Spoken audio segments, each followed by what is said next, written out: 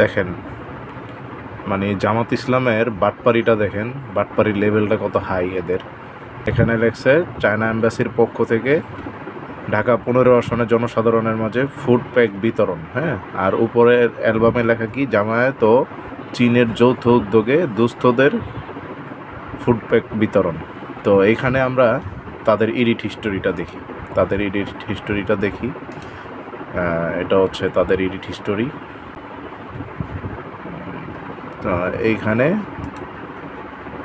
এইখানে দেওয়া আছে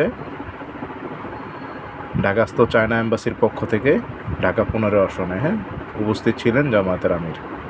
তো এর আগের পোস্টে যদি আপনারা দেখতে পান,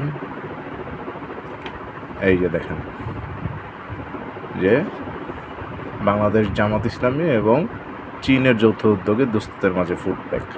রিয়াকশনটা খেয়াল করেন, এখানে 999 রিয়াকশন, আর এইখানে রিয়াকশনটাও খেয়াল করেন 10,000। টাইমটাও ঠিক দেখেন। মানে এরা কোন লেভেলের বাটপার হইলে একটা চীনের এম্বাসি থেকে দুস্থদের মাঝে খাবার বিতরণ করে। এটা প্রতি বছরেই করা হয়। হ্যাঁ, প্রতি বছরই তারা বাংলাদেশের জনগণকে দেয়, সাধারণ জনগণকে দেয়। তো এটা নিজের নামে চালিয়ে দিল। এটা হচ্ছে তাদের অফিসিয়াল ফেসবুক পেজ জামাত ইসলামের। উপরে কি দেওয়া, উপরে হচ্ছে কোরআনের একটা আয়াত দেওয়া। তো এই বাটপারি মুনাফিকি করে ইসলামী হুকুমত বাস্তবায়ন করা সম্ভব কখনো? এটাকে ওরা মিথ্যা বলতে পারে।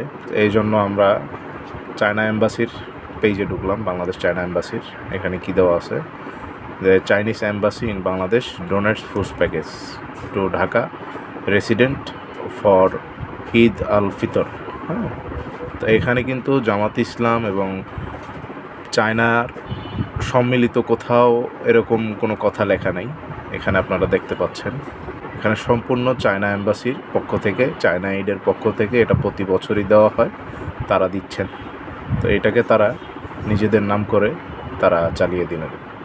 এটা কি আদৌ একজন মুসলমান হিসেবে এটা ঠিক করেছে কিনা, এটা জাতির কাছে প্রশ্ন। জামাত ইসলাম ছাড়া আর কেউ করতে পারবে না। আমি জামাত করি অনেক আগে থেকেই সাপোর্টার, আরো দিত আমাদের এটা বিশ্বাস আছে বিদেই আমরা এটার সাপোর্ট করি।